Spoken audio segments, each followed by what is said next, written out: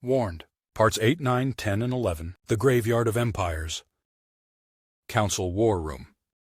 Your Excellency, Admiral Rook reports the complete destruction of the human colonies and homeworld. About time. Broadcast this to the galaxy. We will deal with our weak-minded allies next. Excellency, we have intelligence that Admiral Rook died in his assault on AKA. We are attempting to communicate with the fleet. Excellency, the Xenep fleet reports complete victory. They have returned to their homeworld. You see, I knew it. Ignore any more futile propaganda from the humans. They are already dead. This council must deal with our membership issues. Excellence, the Herion have declared independence. They have recalled their staff. Their fleet is guarding their homeworld. They are refusing to discuss why. Internal politics. Inform the Xenep that they are required to occupy the Herion systems. We will bleed them dry for this. Traitors. Excellence, we have lost contact with the Xenep. We have reports they are seizing ships and returning to their homeworld. They are firing on any council ships that attempt to interfere. Order the prosecutor of battle to attend immediately. His compassionate leave is cancelled. We need to know what is happening. Excellence, our best intel reports that human space is intact. The human fleets have not left their space. Whatever is happening is our own people. This is a rebellion. Commander 5 withdrew the 5th Fleet from Xenep space. Just 2 battleships, broken and bleeding, were left in system. Begin Stage 5. The bait ships cried into the void. They poured out footage of the great betrayal. They wept over the millions dead at the hands of their supposed allies. Xenep Fleet Ad Hoc. Chief of War Pitium. The Council reports the humans destroyed. Our reports confirm that our fleet destroyed their fleet and homeworld. Yet we have lost contact with home. I don't care what we need to kill. Get us home. Call in the tribes. We are going now. They arrived in a system completely destroyed.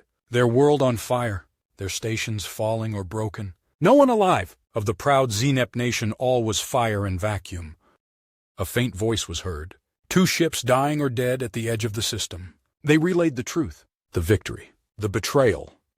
Chief of War Pitium. We will await our brothers in arms. We will burn the council for this. The UAA went to work. Commander 5 inserted his ships among the growing fleet assembling in the Xenep system. More a mob than a fleet. 1 or 2 at a time his ships arrived, full of anger against the council. Commander Rexic prepared for his speech. He could speak softly, but he didn't have a big stick. They didn't know that. I address the incoming fleets. Your council has betrayed you. They have burned the Xenep homeworld. They have executed your Admiral Rook. Before you face us in battle, I suggest you speak to your people. You are being sent here to die. The council has already burned our homeworld. This is our last colony, and we will kill anyone approaching. Look to your own homes. What happened to us is happening to you. Tell Commander 6 that the moment is here. Fair sailing. Aye, Commander. That works. Commander 5 looked out of the window at the assembled ships. The anger, the pain, the loss. This is defeat. He remembered it well.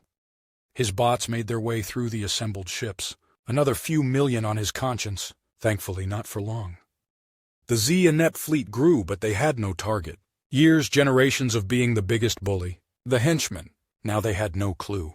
He watched as their ships arrived. At some point they would work it out. That couldn't be allowed to happen. Send our intel to the commander. Godspeed and farewell. Tell him I needed this. I did not go gentle into the good night. Commander 5 detonated the fleet. Sir, the Xenep are gone. Acknowledged. Commander 6 watched as Commander 5 took his fleet out of the system. Her job was here. She wished him fair sailing. More than any of the commanders, he had sought naked revenge. She hoped he redeemed himself before the end. He carried the ghosts of lost friends. She focused on the job in hand. She began activating her assets. Unlike some, she had no military experience. She was a builder, a maker. Her designs had been used on every colony world. Her printing technology revolutionized the entire economy on the human worlds. When they dug her out and fixed what they could, it was her machines that gave her back her eyes, her right arm, and most of her spine. They couldn't give her back her mind. She knew it was broken, but the ordeal had bled all happiness from her world. She would endure this universe a little longer, but, frankly, she didn't want to look up and know that the stars were held by murderous criminals. She was here to change that. So she built the forge, She knew they didn't use names around here, but fuck it. This was her planet, and she could call it whatever she wanted. The military had never interested her. When she offered herself to this cause, she had been appalled at what passed for design. Privately, she thought that the military spent its time sharpening new types of rock. They never questioned why you need a rock or why you need to be standing on it to achieve your objectives. She had promised them weapons that could kill a star or fly through the eye of a needle. Time to see if she was right. The 4 incoming fleets were proof of concept. After that, Earth could sort it out. Inform Commander Rexic that I am beginning. Council Fleet, approaching AKA system. Commander Irisk, Flowing River Fleet, Tensum Nation. We have had no contact with any of the fleets that went into this system. Admiral Rook is not responding. We need to coordinate our actions. I suggest we appoint an interim commanding officer between us. I volunteer to assume command. Fleet Manager Overworld, Battlefleet 1, Leggett Corporation. That would be efficient. However, this victory will dictate which one of us will ascend to the Council. I'm not authorized to decide at that level. However, I will agree to accept command. Please send me the relevant codes to assume control of your ships. Shipmaster Armam, Revenge and Occupy Fleet, Compass Alliance. This is pointless. We cannot surrender command to anyone. My people would hang me for it. I suggest we each enter from a different direction and fight independently. Our communications are too unreliable to coordinate anyway. Hazwas Fleet, Hazwas Nation. We concur. We surrender control to no one. We will rise to the Council alone. Commander Irisk, can we at least agree to delay the attack for a few days? Our engineering problems are ongoing. Hazwas Fleet, we are not concerned with your machines. We have rid ourselves of the parasites. We will attack immediately. The glory will be mine. Fleet Manager Overworld, we too need to fix the inefficiencies that have occurred. We will attack when we are satisfied with our capacities. Shipmaster Armin, our orders were clear. I must attack immediately. The Admiral may need us. Hanging around for days will be seen as cowardice. I will attack with the Hazwas Fleet. Commander 6 searched for any sign of the gremlins. Nothing yet. Never mind, she had her own tricks. The millions of micro-satellites she put up for Commander 9 were still around.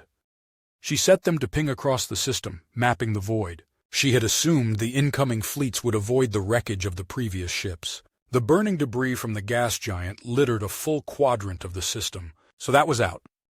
The massive solar anomaly created by Commander 7 shrouded more of the system. Such a nice boy. From the forge, her ships rose. None of those inefficient crews, slowing down the acceleration. No carrying tons of pointless atmosphere. No endless radiation shielding to protect a bunch of flying apes from every solar squall. No windows for them to stare out of. Her ships were engine first. Acceleration was a primary weapon. The AI was as sharp as mankind could create. Sensors were minimal. All her ships took information from the satellite system. Then she printed them out. Millions, different sizes, different payloads. She had melted down her planet to create this. She had taken the essence of warfare and designed for it. Now it was her turn to bury these thieving bastards. Commander 6 watched her ships rise, filling the system. She had seen all the models the Navy had presented. Ha! Why would you try and use tactics designed to defeat the ape in the next tree? In space! Space, the ultimate three-dimensional battlefield. Her tactics were based on algorithms taken from the sea and the air. Raptors, sharks, bee swarms. The Orca class was a particular favorite of hers. Here they would take new forms. Commander, 2 fleets are entering the system. UAA is only available on 1. The other reads as armored biomass. Satellites are tracking. Looks like the Hazwas have come to fight. They are perfect for this. Let's see if they recognize the tactics they are so fond of. Send out our welcome protocol.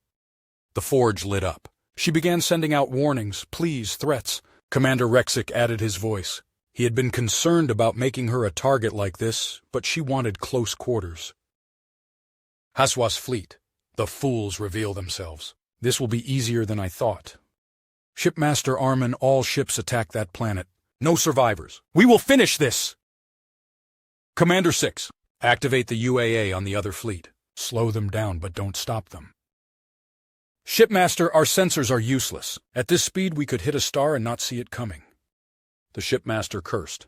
Order the fleet to visual tracking. Better to get there late than die in this accursed system.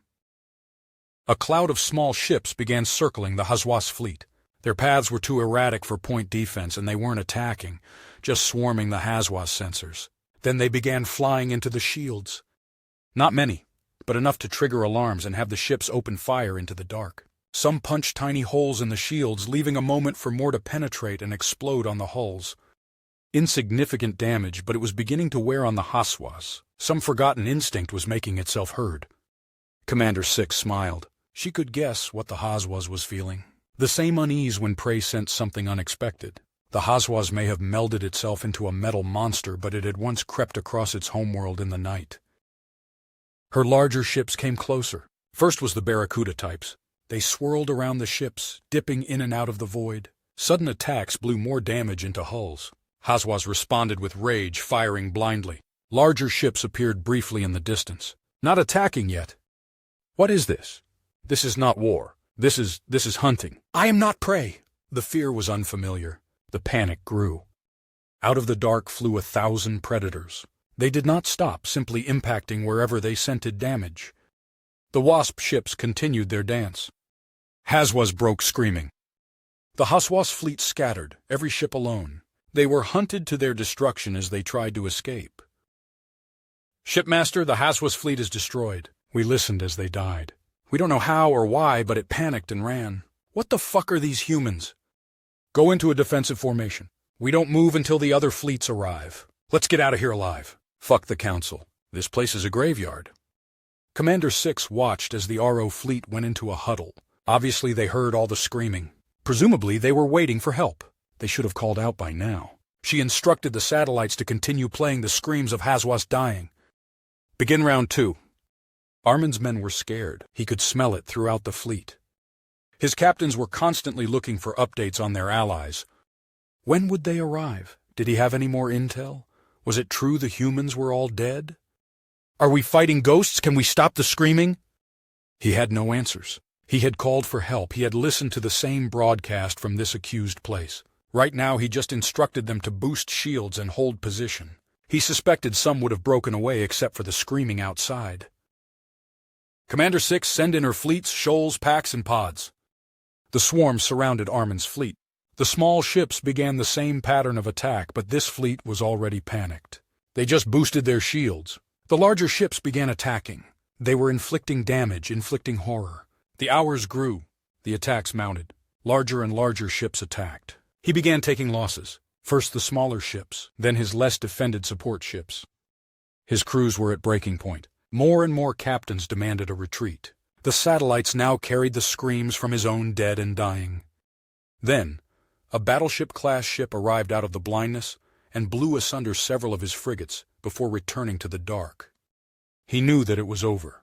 Call the humans. See if there is someone out there that will take our surrender. The satellites went silent. Commander Rexic, withdraw your fleet to these coordinates. If you deviate, you will be destroyed. If we detect any transmission, you will be destroyed. Jettison all ammunition immediately. You will not be fired upon if you obey these instructions. We include a full explanation of your status as prisoners of war. Commander Rexic. Commander 5 has achieved his ambitions. We hope he went well. We are all asked to die for humanity. We do that by setting aside ours. We are doing what we would never ask anyone to do. I will release any of you from this burden. I even beg you to allow yourself a second chance. If some small part of you wishes to walk the earth again, please do so. The worlds will never mention us amongst their heroes. We have chosen a dark path and we travel together. Know that your family, your friends would reject everything we have done. I do not doubt that we are right. We will stand in the dark to protect them, but know that we become the monsters in the dark for our enemies. We could never forgive what we have done, and I do not expect them to. Commander Irisk, Flowing River Fleet, Tensum Nation. What is the progress on our engineering issues? Sir, they report they have all systems active. Some systems are less than ideal, but they all work. Good. Our orders are to move in immediately. Any response from the other fleets in there? Nothing, sir, not since the screaming. That doesn't sound good, does it? No, sir. Fleet Manager Overworld, Battlefleet 1, Leggett Corporation. The Council orders have changed. We are to join up with Commander Irisk's fleet and move in immediately. Of course, Fleet Manager. Proceeding to rendezvous. Commander 6 watched the two fleets arrive on the edge of the system. She had withdrawn all her assets out of range, leaving them sit quietly in the dark. The forge continued to warn and threaten, drawing the enemy towards her. Commander 6, Commander Rexic, I have sent your fleets to you. Your armies are ready. Commander Rexic, thank you, Commander. The soldiers are very different from Commander 5's designs. Anything I need to know? Commander 6, not really, some added features that are on the patch notes. Also, I redesigned them a little to fit more in. Caesar Rexic, that's not what I was referring to. Commander 6, oh that, well I remembered some old stories and this seemed to fit. Commander Rexic, you have sent me 300,000 soldiers modeled on Slenderman. I am very grateful you are on our side. Commander 6, thank you, sir. I wish you well. Going dark. Commander Rexic, Godspeed and fair sailing. Commander Irisk watched as his sensors reported nothing. The corpse of Haswas littered the edge of the system, but there appeared to be no enemy debris. He couldn't understand how that was possible. We have a contact at the rear. It's faint, but it's there. It's fading in and out, but it's following us in. Commander 6. Begin broadcasting behind them. The satellites began broadcasting the screams of Haswas again, remixed with Shipmaster Armin's fleet crying for help. Commander Irisk. What the fuck is that noise? Turn it off! Sir, if I turn it off, I will be unable to scan that area. Well, put your headphones on. Sir, I respectfully decline. Commander 6's fleet moved silently closer to the enemy, appearing as ghosts, flashes in the dark. As the Council fleets approached the forge, Commander 6 gave the order to begin the attack. The swarm began, hitting the rear of the fleet, not enough to turn and fight, but enough to ensure they kept moving, hurting them. Fleet Manager Overworld. Prepare to attack the planet. Whatever is following us is obviously too weak to fight. Perhaps the previous fleets have had some success. Fleet Manager, Commander Irisk wishes to turn and fight. He doesn't want to be trapped against the planet. Remind him our orders are to attack. Whatever is behind us is afraid to appear. We will deal with it later. Commander Irisk, shit. Continue the advance. The planet came into range, both fleets opening with a salvo of heavy nukes. Commander 6 grinned again. What will they do next? The missiles approached the planet, and Commander 6's defense began. She didn't believe counter-missiles were worth the effort. Instead, she learned from nature. She had surrounded her planet with layer upon layer of parasites. They served no use in deep space, but here and now they had a purpose. The missiles began disintegrating long before they reached the surface. Heat shields failed. Engines shut down. Warheads exploded in the airless skies. Sir, we cannot identify any anti-missile defenses. Whatever is doing this, we can't see it. Where are the bunkers? Find me installations to attack. Find me something! There were plenty of bunkers and installations on the surface. They didn't do anything, but she felt they added a certain atmosphere to the place. They also told her what the enemy would be aiming at. Tell the swarm to attack. Drive them in. The fleets pressed on, intense plasma fire hitting bunkers, giving satisfying explosions. They are failing! Continue firing! The swarm descended on the enemy. No slow built up. This time they powered into the ships. They caused absolute chaos. Heavy ships slammed straight into them. Smaller ones broke through. Thousands of them. Commander 6 smiled. Execute endgame. Send our intel. Godspeed, commanders. The entire surface of the planet launched towards the fleets. Shards the size of battleships hurled into the ships. Commander 6 rode the wave straight into the fleets. This was her personal revenge for being buried alive. She threw a planet at them. She was still laughing when she slammed into the fleet manager's ship. Everything and everyone died. The Council War Room. The prosecutor for battle. Excellencies, you must face facts. We are losing. Every fleet we have sent against the humans is dead. Their offensive against both my homeworld and others were successful. The Honorable Intelligence and the Zenep are dead. We have no fleets and no armies and not one single victory to show for it. We have made a mistake and are paying for it. You must contact their commander Rexic and ask for peace, or at least a ceasefire, time to build up for this war properly. Obviously we will destroy them, but now is not the time. The Council, no. We will not be humiliated by this upstart race. Order the Council shipyards to go to full production. Begin conscription of civilian pilots. Call up the militias. We will find the resources. If we fail here, this Council will fall. The moment our client states realize we are struggling, they will turn on us. The former prosecutor for battle. You are compounding our error. This has already taken everything from me. I will forward my immediate resignation. Guards, please place the former prosecutor of battle under arrest. He has been sentenced to death by the council. Carry out the sentence in the courtyard. Perhaps that might inspire some loyalty?